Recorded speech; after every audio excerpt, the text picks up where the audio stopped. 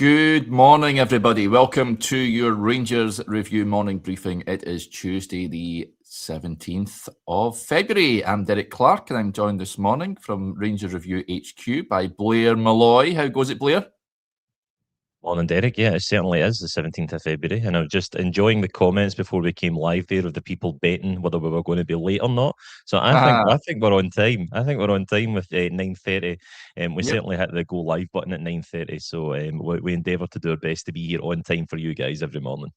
That's because we're professionals. That's why. Absolutely. And good timekeeping is paramount. But it's perhaps a bit of a surprise sometimes. We're often at times a few minutes late, but bang on the money today. So there you go, folks. Before we get stuck into all the Rangers news, a quick word for our podcast sponsors, Willows Fencing, the Glasgow-based fencing company you can trust and proud partners of the Rangers Review. If you're needing a new fence, these are the guys to call. The all-important details are in the description below this video, also on the ticker below as well. Head on over to willows-fencing.com, folks. You get 10% off with the code Rangers Review. So a cracking old deal. If you have actually got a new fence from these guys, please let us know. I'm intrigued to find out how good a job they do. If you're a Willows Fencing customer, then don't be shy. Do let us know in the comments. Right, let's get stuck in. Well, you're on with Joshua last night, Blair. A bit of a bonus show for our viewers. So you're in for a treat yesterday, folks, where you picked apart the game at the weekend. Danny Rule's 4-4-2 or 4-2-2-2, if you like, and how Rangers managed to get over the line and then some against Hearts at the weekend. I've not spoke to you since the game, Blair, but it really was a huge win for Rangers, you felt. Yeah, that bonus show last night, Derek, was 50% because we were just so overcome with excitement and delirium after that result on Sunday that we just felt as though we had to dissect it straight away. Everything was really fresh. We were talking about it all day in the office, and we thought, why not? Let's just go and do a show. Let's just talk about the tactics. Let's just get it all out. And I hope people enjoyed it. I hope people enjoyed that little extra bit of analysis we gave them on a Monday evening. And 50% because young Joshua is away on holiday this week. He is taking a well-deserved break from the Rangers Review. So he's certainly earned it after all his hard work so far this season. He'll be back in a few days' time as the title race hots up. But we kind of get stuck into it. We talked about this 4-4-2, 4-2-2-2. When I put it on social media last night, I said 4-4-2 is back. Sort of, because it kind of is. Rule is adopting this new system, and I think I've said this for a couple of weeks, where I think that this is maybe the kind of system that Rule wants to play and maybe hasn't been able to because he's not had the personnel, because he's been trying to make do with what he's got, really. So I think this is kind of more what Danny Rule would like to play in an ideal world, and I think that his January acquisitions are kind of letting him do that a little bit. I thought it was really interesting, the point that Joshua made last night about his maybe taking a little bit from Hansi Flick, who he worked under at Germany and Bayern, and this really traditional trope of trying to overload the back line when an opposition team plays maybe 4 at the back. Rangers will play 5 on the front foot, and the weekend it was Hearts were playing a back 5 and Rangers put 6 up against them, and the fullbacks really pinned high, the front 2 were up there, and then you had those 2 inverted wingers coming inside as sort of number 10s going all out. And I think that Joshua did an excellent job of picking apart the tactics of it. The way I looked at it was that seeing that type of football at Ibrox, it just totally rejuvenated the crowd, Derek. I can't explain to you how loud it was at Ibrox on Sunday. It's one of the best atmospheres I've heard in a long, long time. And I think the way in which Danny Rule set up and approached that game really played into that. I think the crowd really appreciated it. I think the crowd fed off it. Even when it wasn't going well, there was still so much noise in the ground. There was so much pushing the team forward, and really that will to break through those lines. And I said it on last night's show that when Hearts were trying to attack Rangers in the second half, they were really met with a wall of noise, and you can't underestimate how big that is for teams coming to Ibrox. And I think it's a point that's been made on social media, and it's a point that I kind of agree with. We can dissect the actual football all we want, but you can't quite put your finger on that intangible of atmosphere. And you look at the run to Seville a few years ago, you look at those games against Braga and Dortmund and Leipzig, obviously, and you can't tell me that the Rangers crowd didn't play their own part in Rangers getting to that final that year. And I think that we might be witnessing something similar this year. You've seen the big campaign from the club, full 90, full house, full voices. That's what Rangers need, and that's what this team needs. And I think that this sort of tactics marrying in with the atmosphere, I think those two things can go hand in hand, and Ibrox can potentially be a really special place in this next 6 months. You're just talking about that run to Seville. It's the 4th anniversary of the famous win over in Dortmund. So there you go. That sort of it was a catapult to that run to the final, which I'm still not over. But what a performance that was from Rangers that night.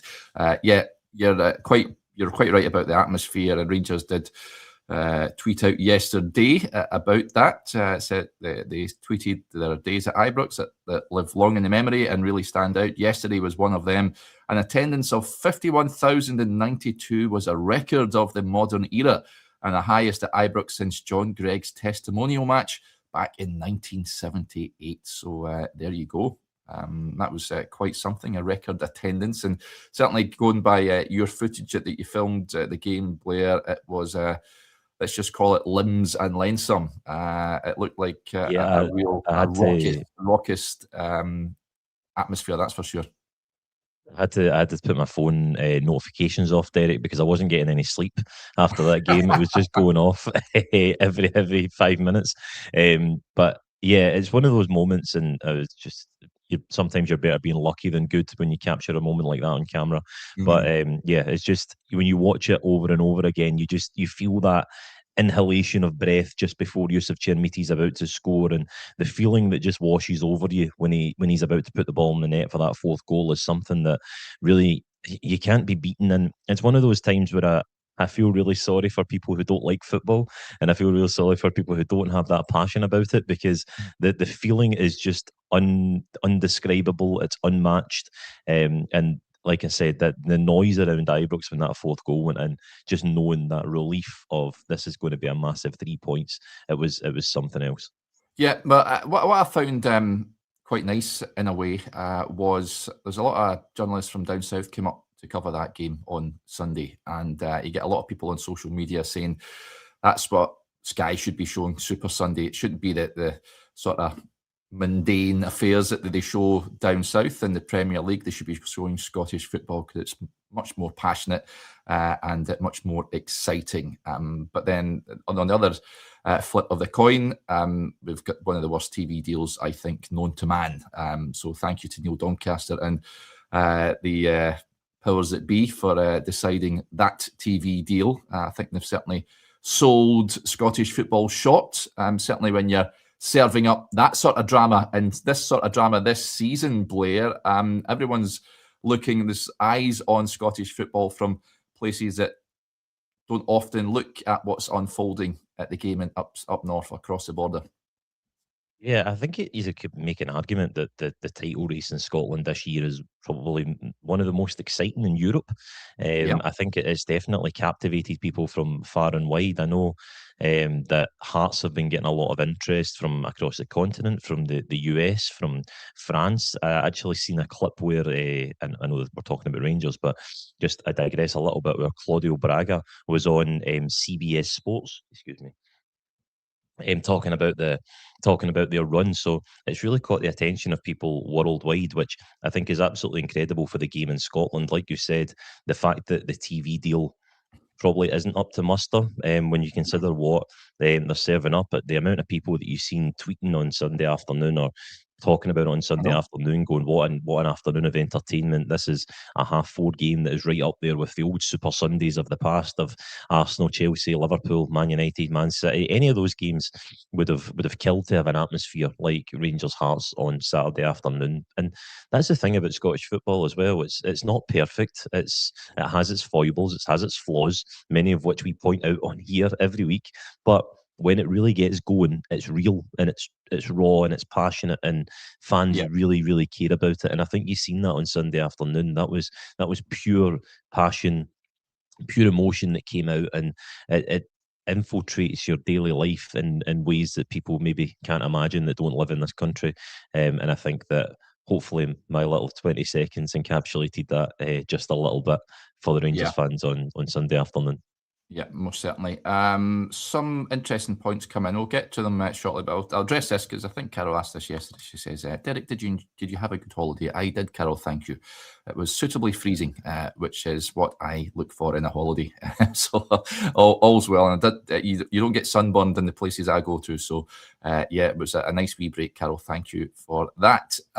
You've got a great piece on the website this morning, Blair. Do go and check it out, folks. Incidentally, if you haven't signed up to the website, folks, you've got that introductory offer on at the moment where it's just £4 for 4 months. You will not be disappointed, I can assure you of that. Thousands of you have already signed up, so thank you. And you'll find great pieces like Blair's this morning on Jedi Gassama, who came off the bench and impacted the game, as we touched on, set up Yusuf Chermiti for goal number 4 on Sunday. Terrific run, as we touched on him on the show yesterday morning. That's his role for me now, Blair, an impact sub. And it's not I know you've popped it in your piece. I know that this is a sort of modern football term, against starters and finishers. You see a lot of coaches using that terminology these days, but he is very much a finisher for me. Yeah, he is a player that has to kill games. He isn't one that you're using to start them. And I did this big piece on Jedi Gassama this morning, but I kind of analysed his season so far. I look back at the last sort of 7 months of the infancy of Jedi Gassama's career, kind of reaching that point on Sunday afternoon against Hearts. And I thought that Hearts was basically the epitome of everything that Jedi Gassama should be for Rangers. He comes on, and there is so much space for him to make hay in. I think we all knew with about 10, 15 minutes to go, the way the game was going, it basically was a basketball game up until that point, and there was so much room for him to make hay in. And as soon as he came on, and Danny Rue actually referenced it in the post-match, he said to Gassama before the game, I don't care when you come on, just deliver for me, which or words to that effect, which I thought was very telling, because I think he's starting to realise as well that Jedi Gassama is a player you can use in the final few minutes of games. And I thought his impact on Sunday was absolutely tremendous. His speed of thought, his speed of foot was unbelievable. It was really incredible. And then having that composure to then go and pick out Yusuf Chermiti at the end of that was brilliant. It showed a great deal of determination to keep going the way that he did. I'm just going to get a stat up here that I wrote in my piece this morning. In that run, Jedi Gassama, when he takes the ball from inside his own half and drives up the park, he touched the ball 13 times in that run, right? See, at Motherwell during the week, when he was in the crosshairs for so much abuse, he touched the ball 24 times in the entire game. Let me just double check that's correct. I'm sure it's 21 times, sorry. He touched the ball 21 times in the entire game. And he took on one shot that wasn't even on target. He had one successful dribble, and that was in the 74 minutes that he played at Fir Park. And I think he left Lanarkshire on Wednesday. Obviously, he went off at 1-0 and Rangers went to concede that goal, so everything is a bit more negative. But I think he was one of the main ones, alongside Yusuf Chermiti, who was getting it pretty tight from Rangers fans after that game against Motherwell, saying this guy can't contribute from the start. He's not good enough. It's questions over his attitude. There was a lot of things flying about him on Wednesday night, but I think you've seen the entire other side of him on Sunday and exactly what he should be bringing to the table. If you look back at Jedi Gassama's entire Rangers career so far, he's always worked better when he comes off the bench. Most of his goals come in the second half. I think he scored 8 this season, 6 of which have come in the second half. He's had 2 goals in the 90th minute and beyond. Those 2 goals against Dundee in the league have both come in the 90th minute. And he has got the speed and he's got that pace of foot to exploit tired defences, to exploit it when there is room to run at people. And I think it's such a weapon that Danny Rule has at his disposal for bringing on in the final third of games. Because when you look at games and you need someone to inject that bit of quality, to inject that bit of pace, I don't see any player better than Jedi Gassama doing that in the squad. And there are some caveats to this. first of all, Danny Rule clearly has a lot of faith in Gassama, right? When they worked together at Sheffield Wednesday, he was a sort of jewel in this crown that he built there at Sheffield Wednesday to keep them up and to really cement himself in cult history there as Sheffield Wednesday manager. And he said in one of his first press conferences at Rangers, I went back and watched it last night, when he was asked about working with Jedi Gassama again, he said that there was questions over him when he first went into Sheffield Wednesday. Some people questioned his attitude, some people questioned his ability, but he said, you wait, and this is a guy who will be the difference between winning games and not. And I think those words still ring true, because I still think that Jedi Gassama has the ability to win games for Rangers, and he's not been settled so far this year. And I think because Danny Rule has trusted him, and has given that little bit of faith because he knows him, he's moved him about to plug holes and do a job. I've got a little graph that's in the piece, if you go and read it, that he's actually played just about as much on the right-hand side as he has on the left. And I think that everybody can see that all his goals come from the left-hand side. He's relatively ineffectual from the right, and I think that if you put him on the left, you just get so much more out of him. But he's been moved to accommodate Mikey Moore. He's been moved to just make the team flow a little bit better when Rangers didn't have an option on that right-hand side, when Oliver Antman wasn't delivering. So I think that he's kind of taking on that burden of responsibility. And another thing that I know, I'm going through a lot of points here, but another thing that I make mention to in that article is that we have seen flashes of Jedi Gassama and what he can do, and we've seen the riches that he can deliver. So I don't think fans can accept being shortchanged anymore by him. They get frustrated because they feel as though they're not getting what he can deliver. And I speak about that. 2 goals in particular. The goal in his debut against Panathinaikos is peak Jedi Gassama. He comes off the bench on the 75th minute. 3 minutes later, he's running out of defence. He's got the freedom of Ibrox to run into, and he has a devastating finish into the bottom corner. And he arrived that night, and everybody thought, wow, we've really got a player on our hands. And it didn't quite kick on. He had a good spell at the start of the season, but it didn't kick on like that.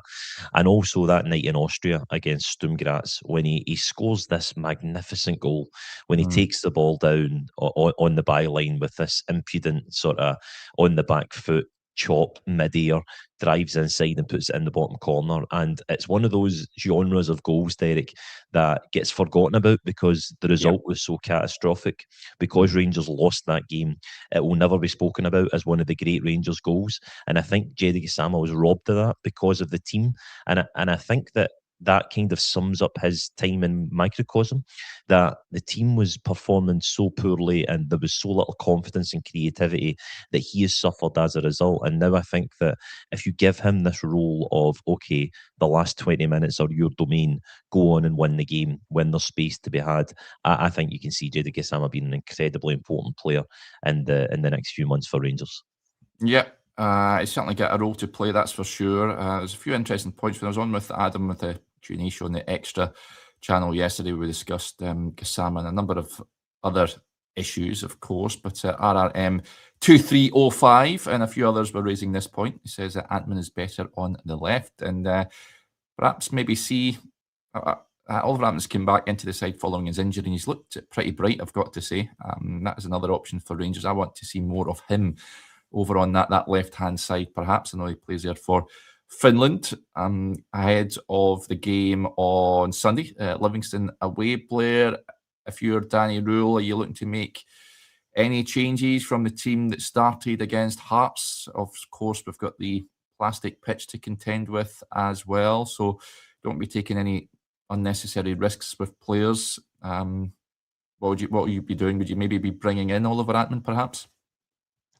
Just on Oliver Antman, I think he's the better option to start on the left. As I said, I think Gassama coming off the bench, and I think Antman starting on the left is probably your best bet. I don't really like Mikey Moore out there, unless Rangers are playing this 4-2-2-2, because I think Mikey Moore has to come inside.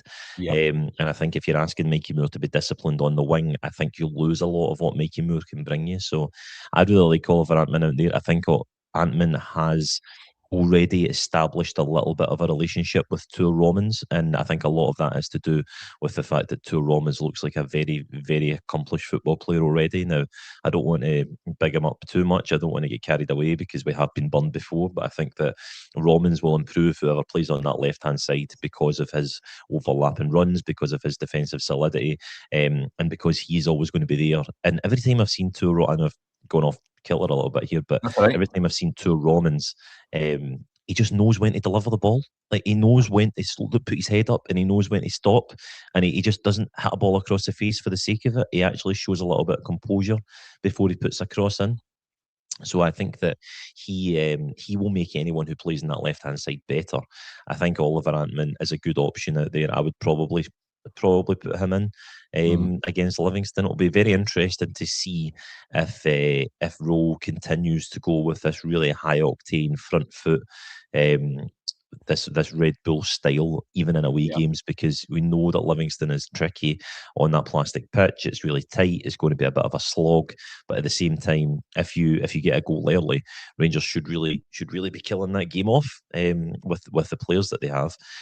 So yeah, I think that Oliver Antman, I think he definitely has his part to play in the rest of the season. I think that him on the left and Skov Olsen on the right, with a combination of two up front, I think would look really good. I am a big fan of the two up front, Derek. I must admit. I know it's easy to say that we all love seeing more strikers on the pitch, but I just feel like the strikers that Rangers have, it works better if there's two of them up there. I actually thought this a few months ago as well, when Chermiti and Danilo were playing together, because of maybe the lack of individual quality and lack of individual hold-up from all of the players. I think that two of them would complement each other's game a bit better. And I think that you've seen a bit of Chermiti and how much more comfortable he looked having a strike partner with him on Sunday as opposed to Wednesday night. I think Ryan Nadiri, he put in a shift and a half, would be an understatement. He looked absolutely knackered when he came off the park on Sunday. So he's got a full week again to train up, to rest up. So we'll see how long he gets. But I think that now you've got the option of those two and Bojan Majowski to potentially form a partnership up there. I would quite like to see two up front carrying on and really going and taking it to teams and trying to blow teams away a little bit. Yeah, me too. Just on Robins, Guardian Zero says, Romans is for me the new Stuart Munro or Arthur Newman. Yeah, I did say I've likened him to Arthur Newman, but Stuart Munro, what a player he was for Rangers as well. And what a guy as well. I had the pleasure of meeting him a few years ago at the ORSA event over in Bangkok. And there's an interview, folks, if you search it on our YouTube channel, I caught with Stuart, and he reminisced about the good old days playing for Rangers. So do go and check that out. But yeah, I've been very impressed by Romans so far. Big thank you Eric, to... Can I Yes. Oh, sorry, let's jump in a second. I want to make a slightly controversial team selection, if I can, before we move on from who we should start. I think it's potentially time to take Nico Raskin out of the team. I would quite like to see the Tochi Chukwueze, Mohamed Diamande central axis in the middle of the park. I think those two work really well together. I think it's very obvious that they know each other's game. They've been friends for a long time. They're really close, and Mohamed Diamande revealed that before Chukwueze came in. And I think that Raskin has not been great the last few games. He's obviously got that goal against Motherwell, but I think he's maybe struggled in the middle of the park a little bit when Rangers are looking for control over a game. I've been really, really impressed with Big Tochi. I think he's been a fantastic acquisition in the middle of the park. I think his ball-winning ability, I think his physicality, I think his technical ability to play passes through the lines is really, really good. And I think that him and Diamande could potentially be the starters against Livingston. I wouldn't be surprised to see Nico Raskin taken out of the side a little bit, because I think that those two maybe work perfectly together. And it's good to have options in there. I think that's one thing that I will say, that Rangers have really put their money where their mouth is this January to give Danny Rule some options all over the park. He just has to use them in the right way. Absolutely. Scott gets in touch and he says, bold statement, but that's what I like about Blair. So there you go. You've got a fan. Lots of supporting comments as well about dropping Raskin at the weekend.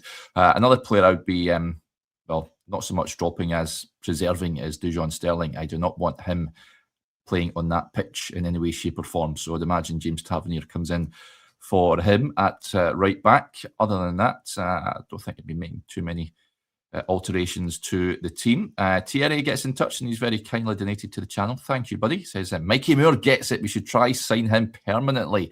This was another question that was raised on the Q&A show yesterday. Someone actually asked the question, do you think Spurs would accept a swap deal for Yusuf Chermiti and we get Mikey Moore? All sorts of questions posed to us. But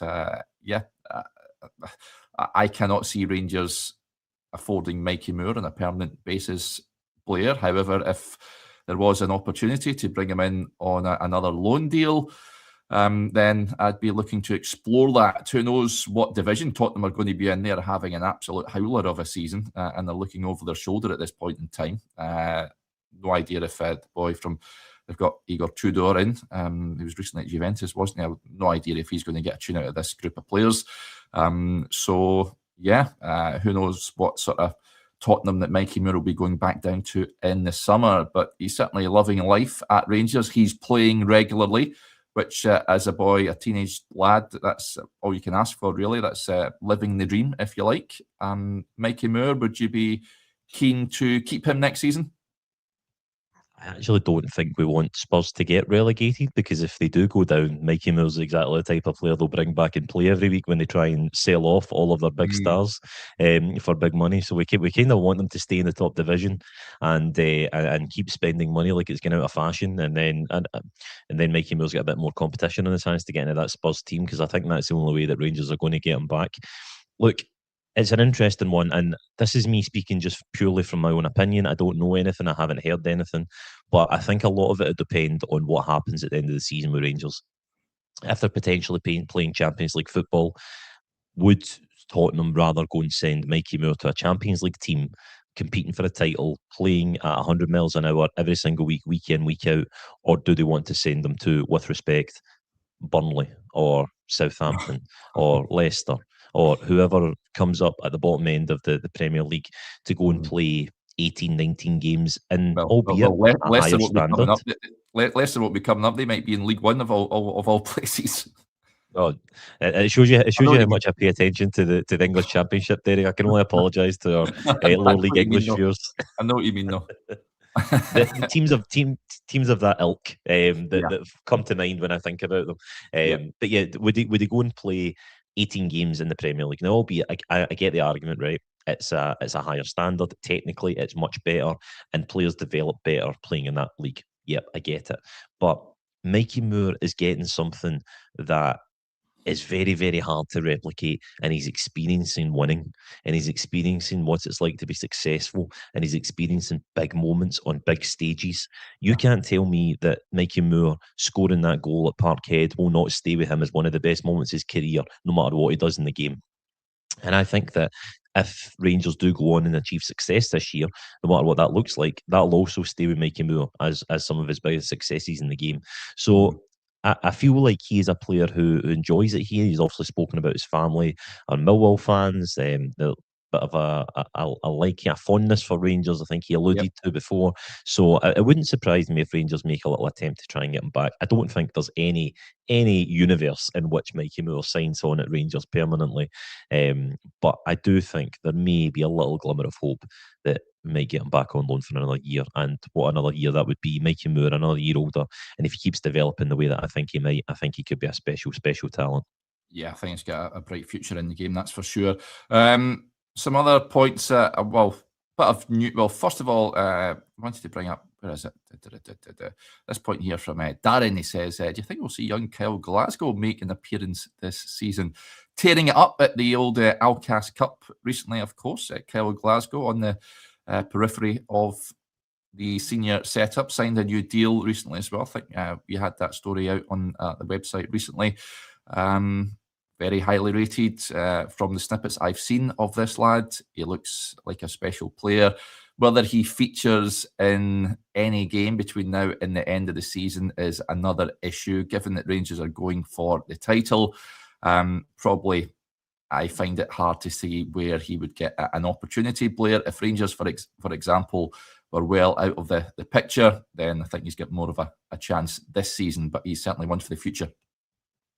Yeah, absolutely. I think there's so many options right now. I think if Finlay Curtis can't get in the team because there's so many players in front of him, I think Kyle Glasgow may have a tough task on his hands unless he is showing unbelievable performances where Daniel Rowe thinks this boy is a generational talent and we can't ignore him any longer for fear of losing him. Then maybe he might see some minutes from the bench. But I think that it's too big right now to put a young kid in, and the pressure that's around Ibrox right now with this season.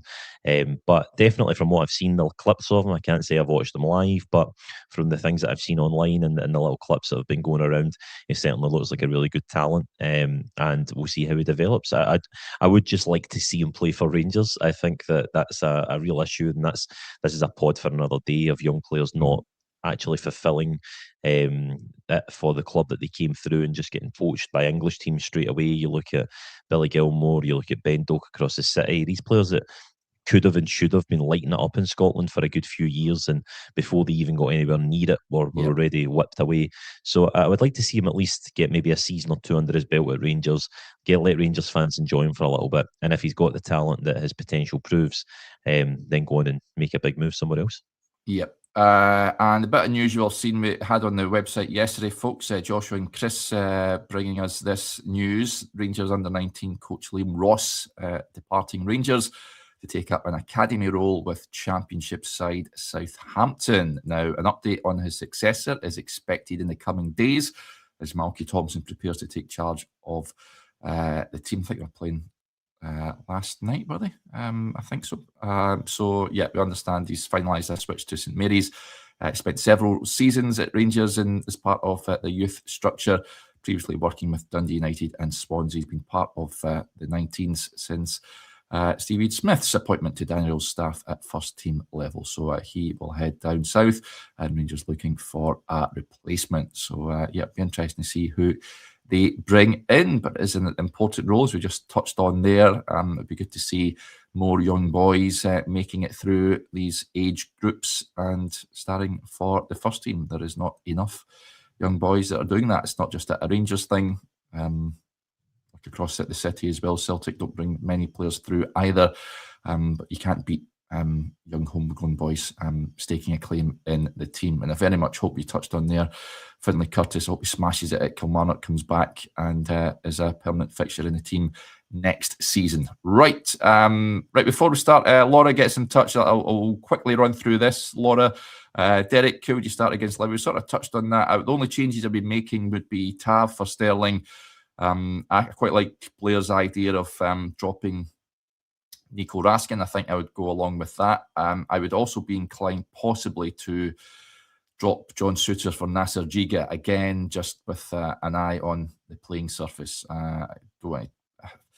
He could pull through, but given his injury history, I think I would be playing Giga alongside Fernandes in that game. But we'll talk about that more throughout the week. I'm off tomorrow, but I'm back and I make my Rangers Review HQ studio debut on Thursday, so I'm very much looking forward to that. Is it me and you in the studio on Thursday, Blair?